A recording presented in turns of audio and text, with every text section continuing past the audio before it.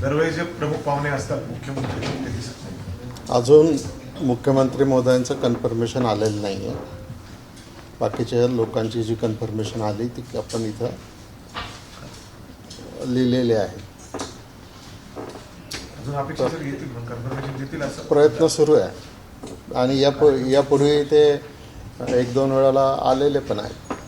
Sir, काय नियोजन आहे? किती तारखेला हा कार्यक्रम होणार आहे? कोणाच्या उपस्थितीत होईल आणि नेमक्या कार्यक्रमाचे मुख्य पुरस्कार कुठले असतील? हा जो कार्यक्रम आहे हा कार्यक्रम 23 जानेवारी 2025ला सकाळी 10:30 वाजता संस्थेच्या या प्रांगणामध्ये होणार आहे.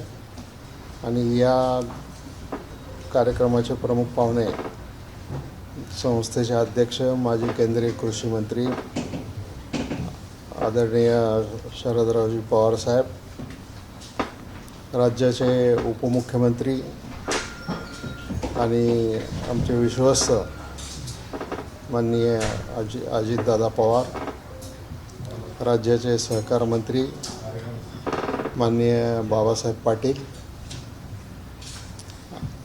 तसेच बाकी आणखीन काही मंत्री महोदयांना आमंत्रण दिलेलं आहे. त्याचं अजून कन्फर्मेशन आलेलं नाही, परंतु सगळ्या कारखान्यांचे चेअरमन, व्हाईस चेअरमन, डायरेक्टर, शेतकरी, कर्मचारी असे सगळ्या क्षेत्रातले लोक या कार्यक्रमाला उपस्थित राहणार आहेत. आणि त्याच्यामध्ये उत्कृष्ट काम केलेल्या साखर कारखान्यांचा, कर्मचाऱ्यांचा, शेतकऱ्यांचा आणि सर्वांचा सत्कार केला जाणार आहे. त्यांना पारितोषिकं दिली जाणार आहेत. सर, मुख्यमंत्र्यांनी अजून कन्फर्मेशन दिलं नाही, त्यामुळं मुरलीधर मोहोळ जे केंद्रीय राज्यमंत्री आहेत त्यांनी कन्फर्मेशन दिलं नाही. नाही, त्यांना मला वाटतं विसरले नाही, कदाचित त्यांना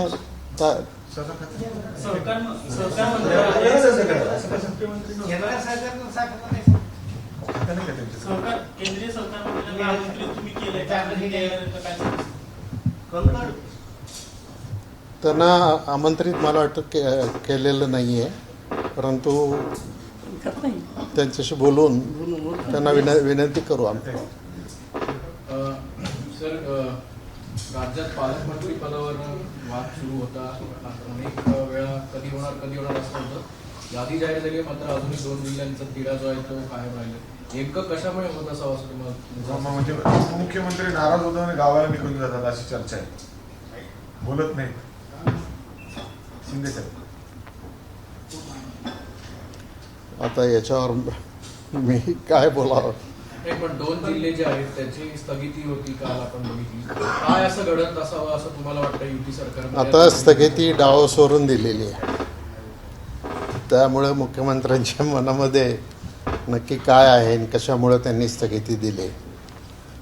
बऱ्याच वेळेला या अलायन्स गव्हर्नमेंटमध्ये अशा गोष्टी घडत असतात आणि या गोष्टी घडत असताना बसून त्याच्यामध्ये मार्ग काढला जाईल. परंतु अगोदर पालकमंत्री जाहीर करणं, नंतर परत स्थगिती देणं, महायुतीत कुठेतरी बेबनाव सुरू आहे असं वाटतंय? नाही, अजिबात नाही.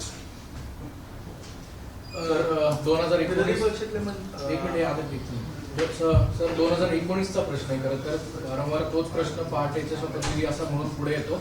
अशातच आता भुजबळ साहेब असं म्हणतायत की 2019ला शरद पवार आणि मल्लिकार्जुन खरगे यांची एक बैठक झाली. इकडे सगळेच नेते उपस्थित होते. मल्लिकार्जुन खरगे आणि शरद पवारांमध्ये वाद झाला आणि ते तिथून निघून गेले. यावेळेला सगळे राष्ट्रवादीचे वरिष्ठ नेते सुद्धा उपस्थित होते. तुम्ही त्या बैठकीला उपस्थित होतात का? आणि जर होतात तर हा नेमका वाद काय होता? नाही, मी त्या बैठकीला नव्हतो. अजित पवारांवरती त्यांना विलन ठरवण्यासाठी षडयंत्र रचलं जात होतं. 2019 नंतर ते पार्टीचा शपथविधी जरी घेतला होता तर भुजबळ साहेबांनी सल्ला दिला होता की पुन्हा शरद पवारांना भेटा. अशी काही परिस्थिती नाही. स्वतः भुजबळ साहेब होते. नाही, पण तशी परिस्थिती नाही. मग नेमकं असं जे भुजबळ साहेब वेगळ्या वाटेवर आहेत का? भुजबळ साहेब वेगळ्या वाटेवर आहेत का? मला वाटत नाही वेगळ्या वाटेवर आहेत. अशी रोज कमेंट स्टेटमेंट परंतु त्यांच्या मनातल्या काही भावना असतील तर त्याच्या संदर्भामध्ये मुख्यमंत्री आणि अजितदादा आणि वरिष्ठ नेते बसून त्याच्यातून मार्ग निश्चित प्रकारे काढतील. भुजबळ साहेब वेगळ्या वाटावर आहेत का असा प्रश्न निर्माण होण्याची कारण अशी आहेत की जी समता परिषद आहे ती स्थानिक स्वराज्य संस्थेची निवडणुका लढवणार आहे आणि भुजबळ साहेब त्या समता परिषदेमध्ये आहेत. मग जर त्यांचीच एक संस्था म्हणजे ते जे आता समता परिषदेमध्ये काम करतात ते जर स्थानिक स्वराज्य संस्थांच्या निवडणूक लढवल्या तर तुमच्या पक्षात त्याचा फटका बसू शकतो स्थानिक स्वराज्य संस्थांमध्ये. पण भुजबळ साहेब कुठल्याही वाटेवर नाही आहेत. ते आहेत तिथेच आहेत आणि आहेत तिथेच राहणार आहेत. प्रश्नातून मार्ग निघेल. त्यामुळं हे बाकीचे सगळे प्रश्न गैरलागू ठरतात. सर, बीडच्या पालकमंत्री पदावरनं चर्चा सुरू आहे. काही मला माहिती नाही त्याची. नाही, पण बीड अपेक्षा आहे अजितदादांकडनं विरोधकांची की आता तरी बीड शांत होईल. 100% अजितदादा त्याच्यामध्ये गुन्हेगाराला शिक्षा करतील. जो कोण गुन्हेगार असेल.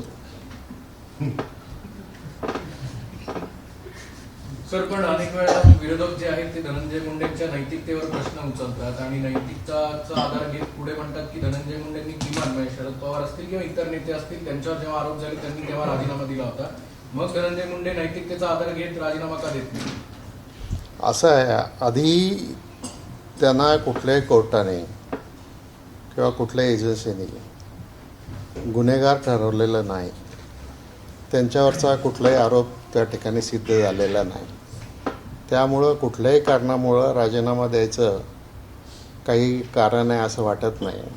जर त्याच्यातलं त्यांच्यावर काही समजा आरोप सिद्ध झाला, काही त्यांच्या पुरावा पुढे आला, एखाद्या न्यायालयाने काही निर्णय दिला तर मग ही गोष्ट बरोबर आहे. पण तोपर्यंत अशा प्रकारे अपेक्षा करणं बरोबर आहे असं मला वाटत नाही.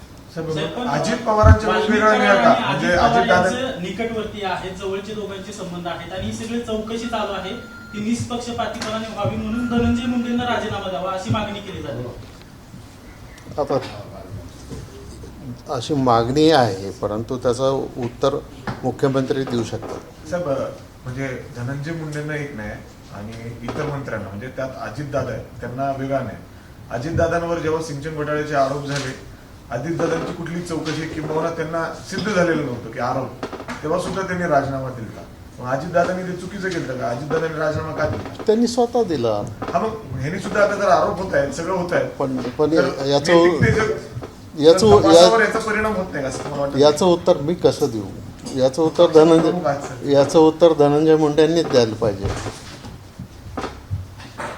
तुम्ही ज्येष्ठ नेते आहात, एखादा व्यक्ती जर मंत्रिपदावर असेल आणि त्याच्या निकटवर्ती याची जर चौकशी होत असेल तुम्ही गृहमंत्री सुद्धा राहिला, त्यामुळे हे प्रश्न विचारला जातो तुम्हाला. अशा पद्धतीने मंत्रिपदावर राहण्यानंतर जर चौकशी होत असेल तर त्याचा परिणाम चौकशीवर होईल असं वाटत नाही का सर तुम्हाला? चौकशी करणारी यंत्रणा ही वेगळी यंत्रणा आहे. वेगळ्या यंत्रणेच्या माध्यमातून म्हणजे त्याच्यासाठी SIT नेमलेली आहे आणि वरिष्ठ अधिकाऱ्यांच्या मार्फत त्या ठिकाणी चौकशी होते. चौकशी अजून प्राथमिक लेवलला आहे. तर त्याच्यामध्ये ज्या वेळेला चौकशी पुढे पुढे जाईल त्यावेळेला त्याच्यामधून काय जे आहे ते सत्य समोर येईल. ABP माझा, उघडा डोळे बघा नीट.